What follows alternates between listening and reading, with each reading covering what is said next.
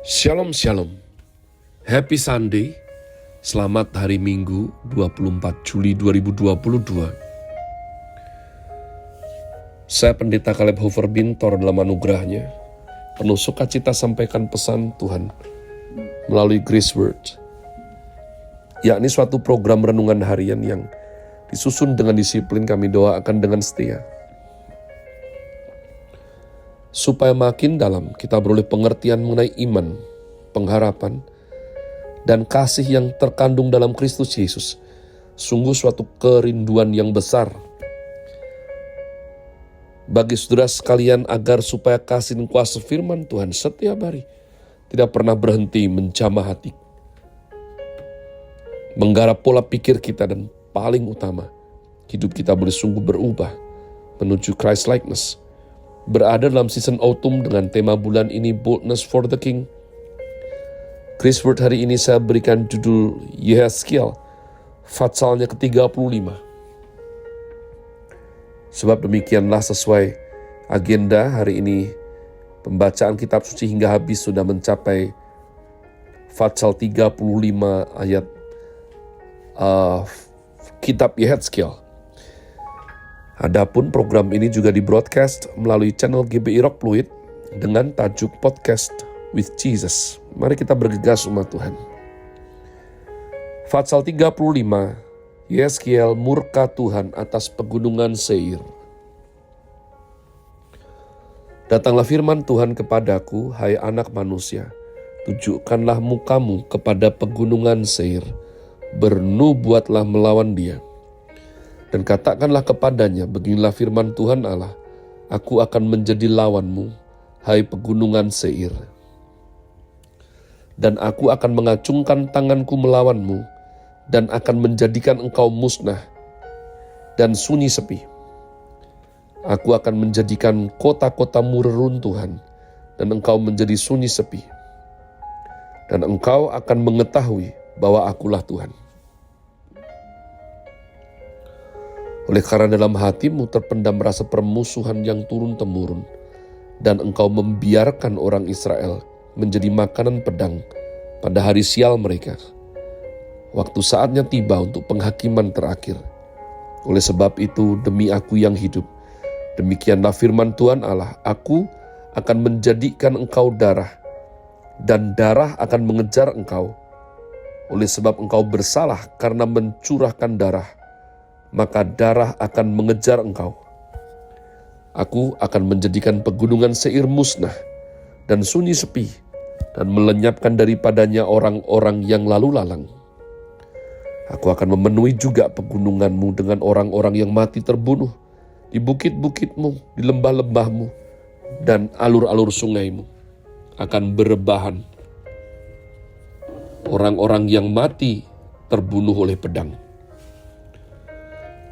Aku akan menjadikan engkau sunyi sepi untuk selama-lamanya, dan kota-kotamu tidak akan didiami lagi, dan kamu akan mengetahui bahwa akulah Tuhan. Oleh sebab engkau mengatakan, kedua bangsa itu dan kedua negeri itu akan menjadi milikku, dan kita akan memilikinya. Sebetulnya Tuhan ada di situ. Oleh sebab itu, demi aku yang hidup, demikianlah firman Tuhan Allah, aku akan memperlakukan engkau seperti engkau memperlakukan mereka dalam murkamu dan cemburumu yang timbul dari kebencianmu terhadap mereka.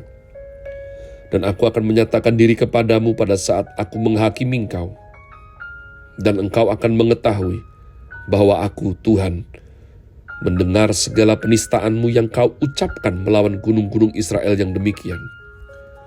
Gunung-gunung itu sudah menjadi sunyi sepi dan diserahkan kepada kita menjadi makanan kita. Dengan demikian, kamu membesarkan dirimu terhadap aku di dalam ucapanmu, dan banyak sekali kata-katamu terhadap aku mendengarnya. Beginilah firman Tuhan Allah, seluruh bumi akan bersuka cita pada saat aku menjadikan engkau sunyi sepi. Seperti engkau bersuka cita mengenai milik pusaka kaum Israel yang sudah menjadi sunyi sepi, demikianlah akan kulakukan terhadap engkau. Engkau akan menjadi sunyi sepi, hai pegunungan Seir, dan engkau segenap Edom dalam keseluruhanmu dan mereka akan mengetahui bahwa Akulah Tuhan. Siapakah penguasa pegunungan Seir? Kalau saudara membaca kitab Kejadian, Anda akan menemukan bahwa penguasa pegunungan Seir adalah Esau. Esau disebut juga Edom, umat Tuhan. Ya, merah, berambut dia. Nah, umat Tuhan, dari dulu saya selalu berpikir perihal mengenai hak kesulungan yang dicuri, dibohongi, ditipu, bahasanya apapun terserah oleh Yakub. Ya, yang artinya penipu, nanti menjadi Israel, yang dikasihi Tuhan, yang diperkenan Allah, pangerannya Israel, umat pilihan.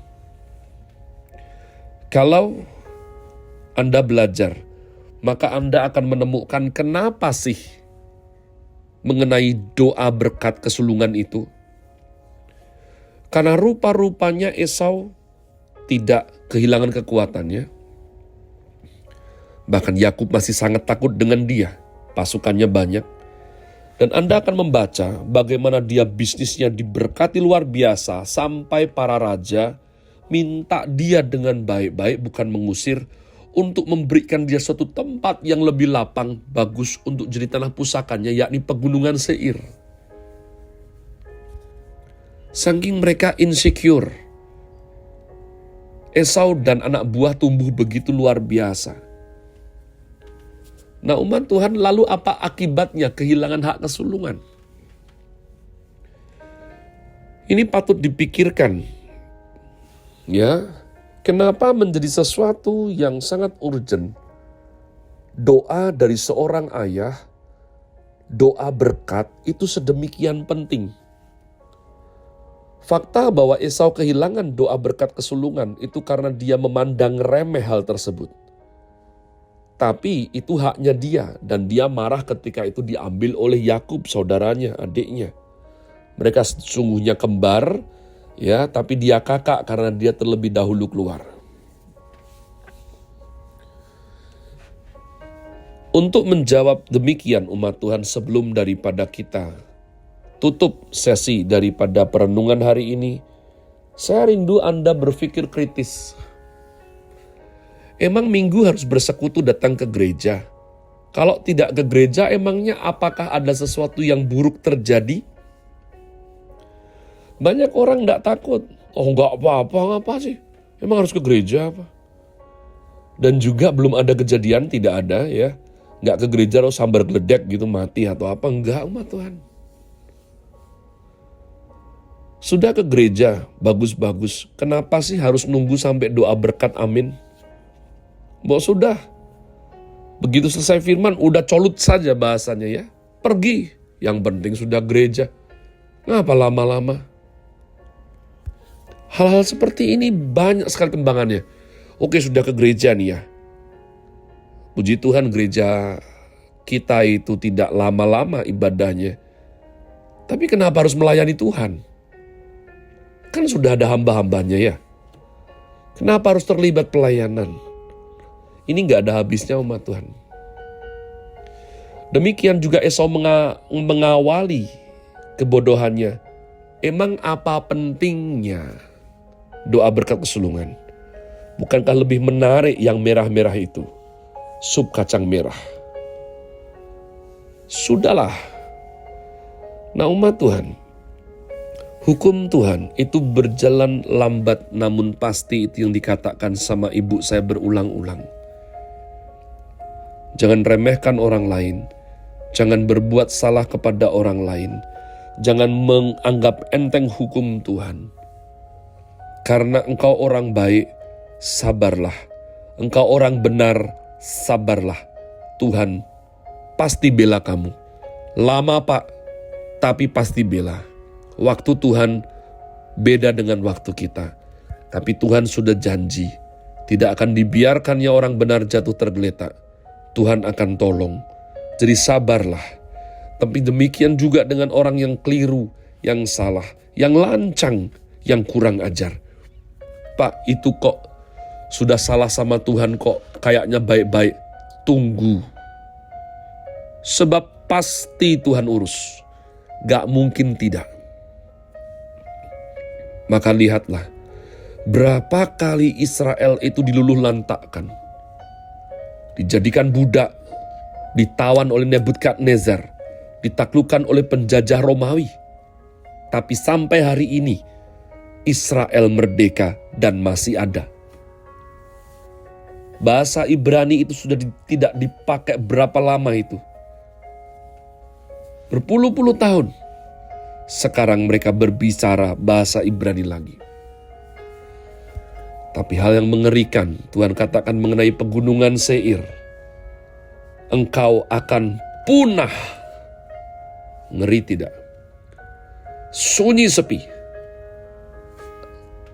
Kamu tidak akan ada lagi. Nah, ini ngeri. Tidak akan ada lagi. Jadi umat Tuhan, di tengah semua kecerobohan yang masih kita bikin, kesalahan, mari bertobat, berbenah diri. Tapi jangan pernah mengira itu semua gak apa-apa. Gak apa-apalah. Seberapa sih ngefeknya kehilangan doa berkat kesulungan? Esau mengalaminya.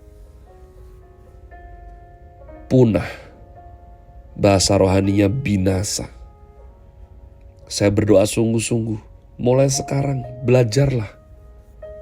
Belajarlah dengar-dengaran. Belajarlah apa yang Tuhan penting. Apa yang Tuhan bilang penting. Kamu rasa kurang penting. Takluk. Pasti Tuhan yang betul.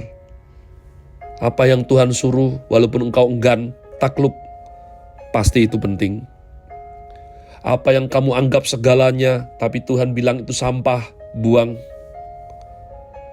Apa yang engkau begitu ingini, tapi Tuhan berkata itu bersifat sementara dan membawa engkau kepada kebinasaan, tanggalkan itu, letakkan.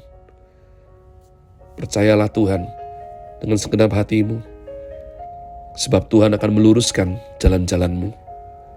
Sekali lagi happy Sunday, Tuhan Yesus memberkati saudara sekalian. Sola Grazie.